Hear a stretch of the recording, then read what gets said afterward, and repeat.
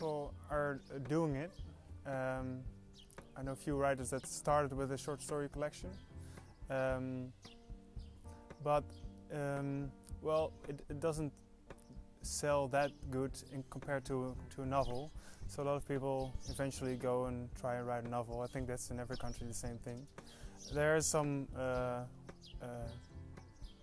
prizes that just recently threw out the possibility of being won by a short story collection, which I think is a bad thing. But there's a Dutch festival, Hotel van Hassel, that was last year for the first time, so that's a good development. So.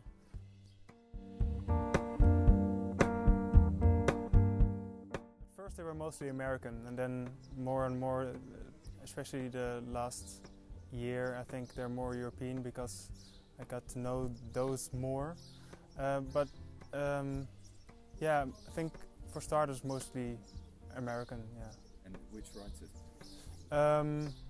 Well, Carver, obviously, and also a big influence for me was Douglas Coupland. I really liked him, and there's this other guy. I don't recall his name, but it's mostly really not well known, almost underground American short story writers. What about Dutch writers?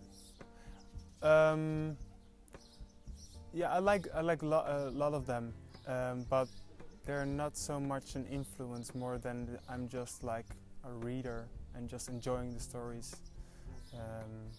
But there you've got the ones who were at Kikinda last year, Sanneke van Hassel, Maartje Wortel, Ton Roosman, and they're really good, so I enjoy reading them.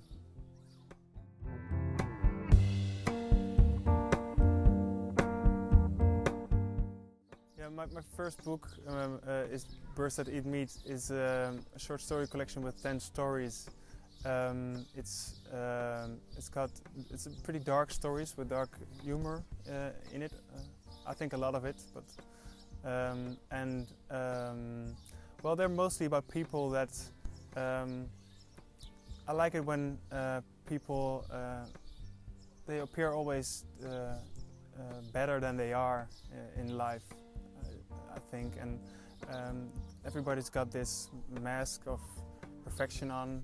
And people sometimes are really blasé, I think, and I like it when something happens and that they cannot, the mask comes off and they actually experience, they have like emotions, deep emotions more than they ever thought they had. And most of the stories are just after that discovery and how they cope with that, and how they're regardless of what happens, just trying to be happy and find love in this dark place that they are.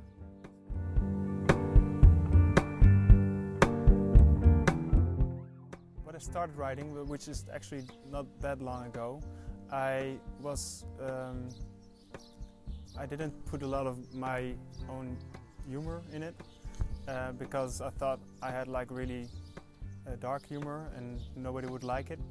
But then when I started reading some of my stories, I experienced that people were laughing, and that made me like more open to put more humor in it and more secure to write that. And also my stories tend to be longer now because I'm more secure of what I'm doing and why I'm writing this, and so that's a change.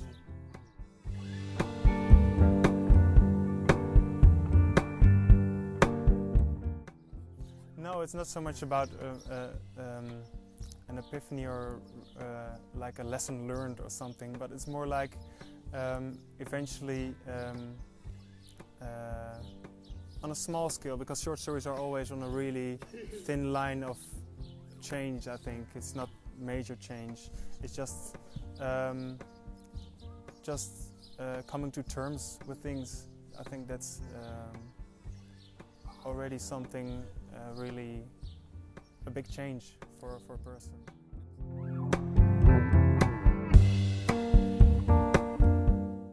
Well, the other writers are great. It's really fun to experience that other people are doing the same thing as you, and also sitting alone at their, behind their little computer and doing these things that you must be mad of doing them. So that's nice. It's always nice to see people doing the same things. And well, Serbia is great. Some things have been challenging, but it's nice, and it's nice that it's able in this country to have such a festival. Thijs de Boer's brilliant interview, part 1.